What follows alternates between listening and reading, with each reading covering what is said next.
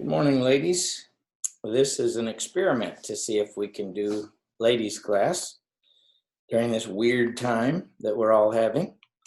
And I know that I'm not the only one that thinks it's a weird time. I want you to turn with me to Hebrews chapter 12. And in Hebrews chapter 12, we have something that's really relevant to us. Now, I understand that right now we're going through a strange time. And there's a number of books in the New Testament where people are going through strange times. And I also understand that we're not being persecuted as Christians at this time, at least in our country. We're not. But at the same time, we're undergoing a period of anxiety, a period of struggle, economically, physically, with people getting sick. I know some of you are concerned about yourselves because of health conditions you might have, and you may also be concerned about other people that are close to you that have serious health conditions, and if they get COVID-19, it could be quite serious for them. But this passage in Hebrews talks about how we deal with our struggles and how we allow God to help us and use us during those struggles. You know, we're going to be turning to Hebrews 12 as our primary passage, so you might get that passage, Hebrews chapter 12. And this is a great passage about how that God can use times of struggle to make us better people. The fact that we're struggling as a nation, as a world right now, does not mean we're being punished for some kind of sin. We live in a fallen world, and it is a world full of disease and death and all those things, and it will always be so. Jesus said, "In this world you will have tribulation. Be of good courage. I have overcome the world." We also know that in Romans 8:28, it says that God works all things together for good. That is, our sufferings and our good times and our bad times. He works those things together for good for those that love the Lord, and that's us. But he does this according to his purpose. So it will work out for God's purpose. So one of the things I want you to think about as we study together, think together this morning, is how is it that God can use this time in your life for the good of his purpose? What can you do during this time of strangeness to serve God's purpose in reaching out to other people, in contacting other people, in encouraging other people, in talking with other people, in helping other people in small ways with their faith?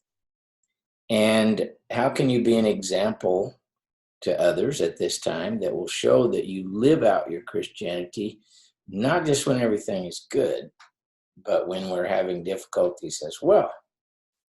So I want you to go with me to Hebrews chapter 12, verse 7. And here he says, "Endure hardship as discipline." God is treating you as sons or as children. Now, the discipline is not just because somebody is being punished. We're not being punished because we're going through this. Discipline is formative.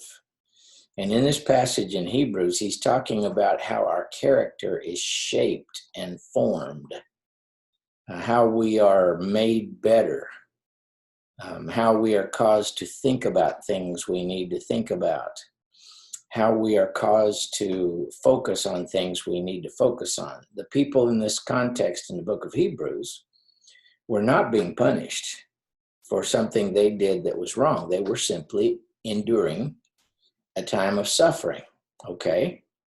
So the question was, what are we going to do with this time of struggle?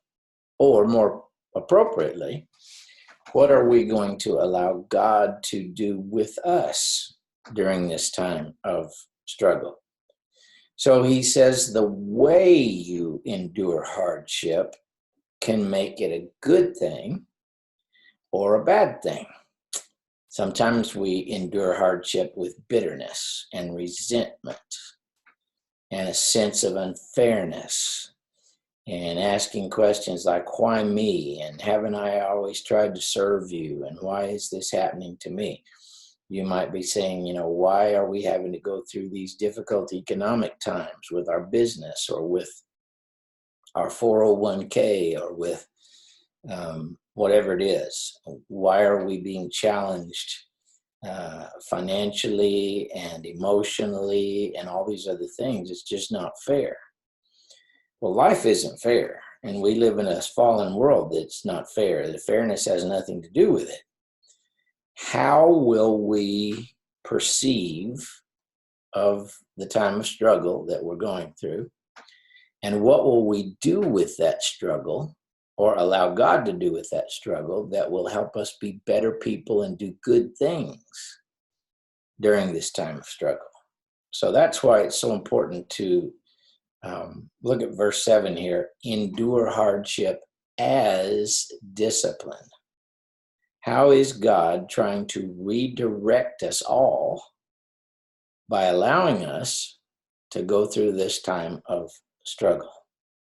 He says God is treating you as sons or children, for what son is not disciplined by his father?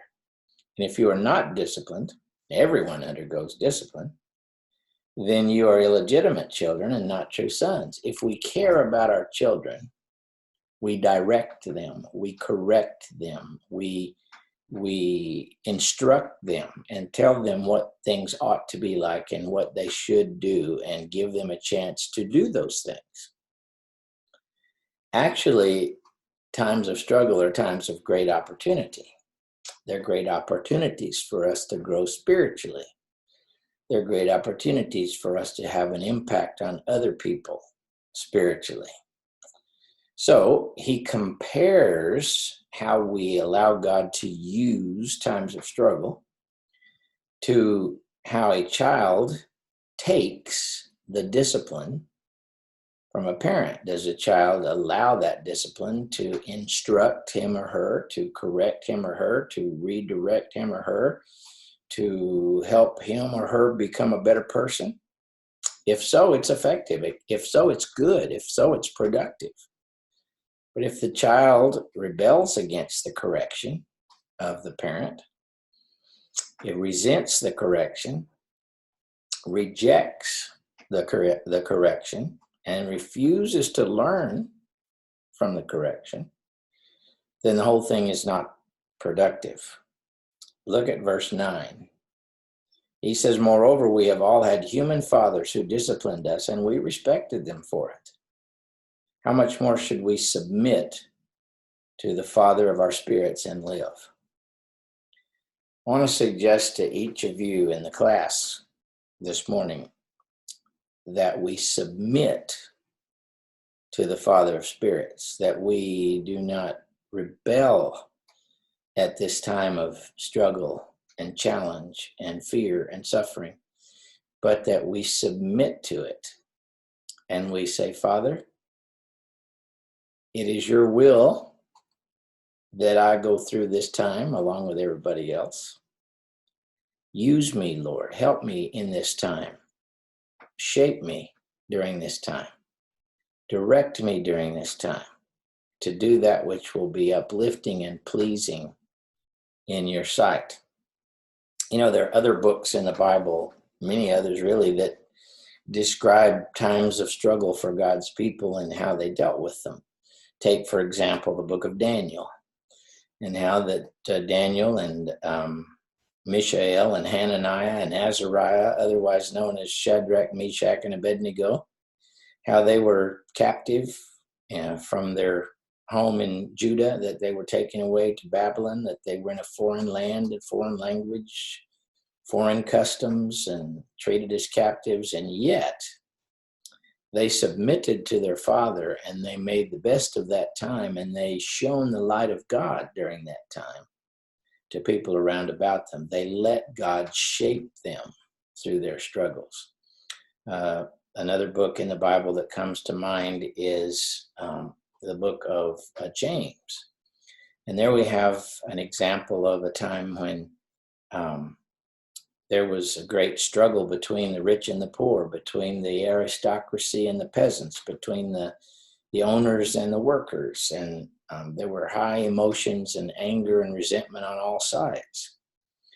And it was a very difficult situation. And yet James wrote by inspiration of God for these people to show their Christianity and live out their faith during those very difficult times and try to handle that situation as Christians should handle it.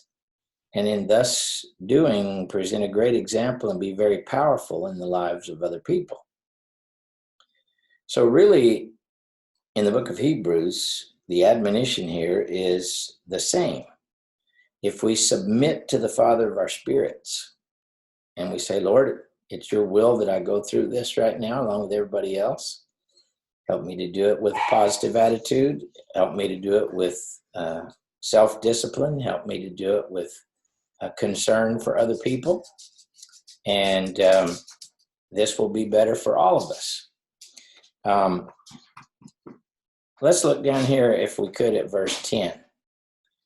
He says, our fathers disciplined us for a little while as they thought best, but God disciplines us for our good, that we may share in his holiness. So look down here at verse 10. Our fathers disciplined us for a little while as they thought best, but God disciplines us for our good, that we may share in his holiness. No discipline seems pleasant at the time, but painful. Later on, however, it produces a harvest of righteousness and peace for those who have been trained by it. Now, are we allowing ourselves during this time of uncertainty and national chaos and fear, are we allowing ourselves to be trained by it?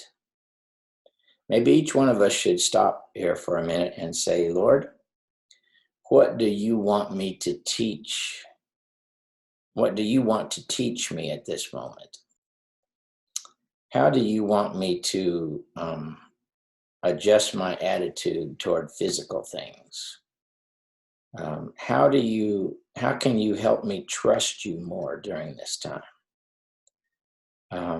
Maybe this time will be a time when we increase our prayer life. Maybe this time will be a time that causes us to think about how we can reach out to some other people in ways that we haven't done in a while. So I want to encourage you this morning to decide on your own that you will allow God to use this time for your good, that you will allow God to train you, to help you, to direct you through this time. It's good for us to find ourselves in different circumstances so that we can rethink our attitudes about life in general. This is no different for us than it was for these people. So I appeal to you to listen to God and to be trained by this experience and to use this time to exercise your faith, to put your faith truly in God and trust in him and show that faith in the way that you act and the way that you are and the way that you do toward other people's. You still have telephones. You still have the means to contact other people. You still have time to pray. You have time to study. You have time to organize your life and think about things. This time will pass. And as always, after the storm comes the sunshine, and it will again. And those of you that have lived a long time have been through many things that are going to turn out to be much worse than this situation we have with this virus. And you know that we'll see things that are troublesome again, but we do so holding the hand of the Lord. Remember, Jesus said, in this world you will have tribulation. Remind you of another passage, and we won't tarry long today in our class. This is sort of an experiment, and if it works well, we'll try it again for next time. But go to Romans 8 again with me for very briefly, and go down to verse 17 and 18. He's talking to children of God like us, and he says, if we are children, then we are heirs, heirs of God and co-heirs with Christ, if indeed we share in his sufferings in order that we may share in his glory. I consider that our present sufferings are not worth being compared with the glory that will be revealed unto us. The creation waits in eager expectation for the sons of God to be revealed. Look at verse 21. It talks about a time when we won't have these kind of troubles anymore. It says the creation itself will be set free from its bondage to decay and brought into the glorious freedom of the children of God. And we know that the whole creation is groaning in the pains of childbirth right up into the present time. But not only so, we ourselves, talking about Christians who have the first fruits of the Spirit, we groan inwardly as we wait eagerly for our adoption as sons, the redemption of our bodies. For in this hope we are saved. There will be a time when there's no more struggle, there's no more sadness, there's no more sorrow. And I know that we say that often, but it's really true. And we need to remember, as we said earlier, if you drop down to verse 28, we know that in all things God works for the good of those who love him, who have been called according to his purpose. Do you believe that? Well, I do. And I don't know about you, but this time of weirdness is causing me to refocus, to rethink, to redirect, to recommit, to decide again, to be the kind of person that I need to be, and I hope it's doing the same for you. I hope these few minutes of reflection, Bible study, have blessed you this morning, and I hope that you'll continue to be diligent in your faith. Look forward to being with you again soon. God bless.